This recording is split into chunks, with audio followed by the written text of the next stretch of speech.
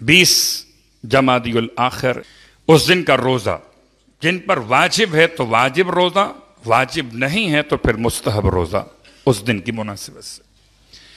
اور پھر صدقہ و خیرات جتنا انفاق راہ خدا میں کر سکیں، بہتر ہے کہ اپنے ان سفید پوش اپنے اعزہ احباب کو یاد کیجئے، اچھا موقع ہے، امداد بھی ہو جائے گی اور اس دن کا تحفہ بھی ہو جائے گا۔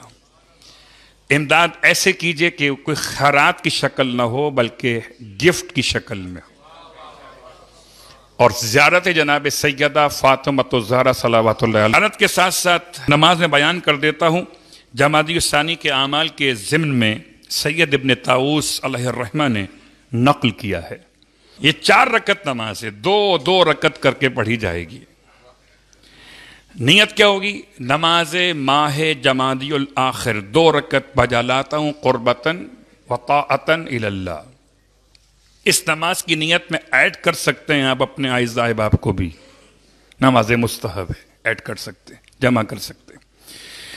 مثلا میں کہوں کہ میں اپنی جانب سے اپنے والدین، اپنے مرحومین، اپنے اعزہ احباب تمام کی طرف سے ماہ جمادی الاخر کی 2 رکعت نماز بجا لاتا ہوں قربتاً و طاعتاً الی اللہ۔ درست نیت۔ اول میں الحمد کے بعد 1 مرتبہ آیت الکرسی ہے اور 25 مرتبہ سورہ انا انزلنا، سورہ قدر۔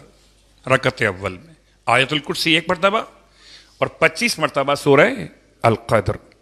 رکعت نمبر 2 میں الحمد کے بعد 1 مرتبہ سورہ تکاثر اور اس کے بعد 25 مرتبہ سورہ قل هو اللہ احد۔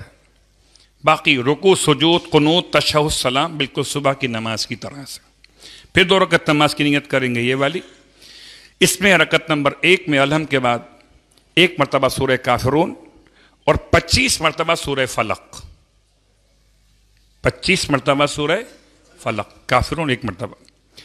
اور آخری رکعت نمبر 2 اس دوسری نماز کی، اس میں الحمد کے بعد 1 مرتبہ سورہ نصر اور 25 مرتبہ سورہ ناس۔ یہ 4 رکعت نماز ہو گئی۔ کتاب کا حوالہ مفاتیح الجنان، اعمال ماہ جمادی الاخر۔ اس کے بعد جب نماز پڑھ لیں تو نماز کے بعد 70 مرتبہ کہیں سبحان اللہ والحمد للہ ولا الہ الا اللہ واللہ اکبر۔ 70 مرتبہ درود پڑھنا ہے اور 3 مرتبہ اللہم اغفر للمؤمنین والمؤمنات۔